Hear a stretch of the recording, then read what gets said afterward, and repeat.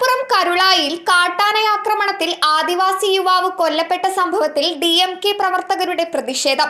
North DFO ഓഫീസിന്റെ പൂട്ടുപൊളിച്ച് പ്രവർത്തകർ. കസേരകളും വാതിലുകളും തകർത്തു.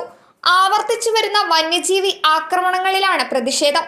PV അൻവറിന്റെ നേതൃത്വത്തിൽ DFO ഓഫീസ് ഉപരോധിച്ചിരുന്നു. ഇതിനു പിന്നാലെയാണ് പ്രവർത്തകർ DFO ഓഫീസ് ആക്രമിച്ചത്. ഓഫീസിനുള്ളിൽ സംഘർഷഭരിതമായ സാഹചര്യമായിരുന്നു ഉണ്ടായിരുന്നത്. പെട്ടെന്നാണ് പ്രവർത്തകർ ഓഫീസിനുള്ളിലേക്ക് ഇരച്ചു കയറിയത്. ഞായറാഴ്ച ആയതിനാൽ തന്നെ DFO ഓഫീസിൽ ജീവനക്കാർ ഉണ്ടായിരുന്നില്ല. അടഞ്ഞുകിടന്ന ഓഫീസിലേക്ക് കൂട്ടത്തോടെ പ്രവർത്തകർ കയറുകയായിരുന്നു.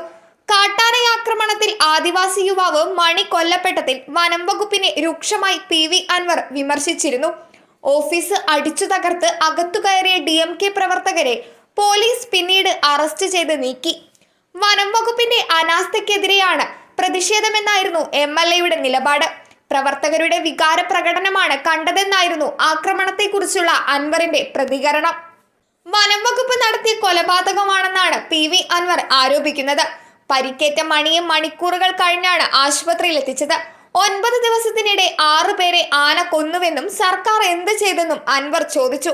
MLA എന്ന നിലയിൽ തനിക്ക് ഒരു കോൾ പോലും വന്നിട്ടില്ലെന്ന് അദ്ദേഹം പറഞ്ഞു. ആദിവാസി കുടുംബങ്ങൾക്ക് വീട്ടിലേക്ക് എത്താനുള്ള വഴിയിലെ അടിക്കാടുകൾ പോലും വെട്ടുന്നില്ലെന്നും MLA ആരോപിച്ചു. പ്രവർത്തകരുടെ വികാര പ്രകടനമാണ് അവിടെ കണ്ടത്.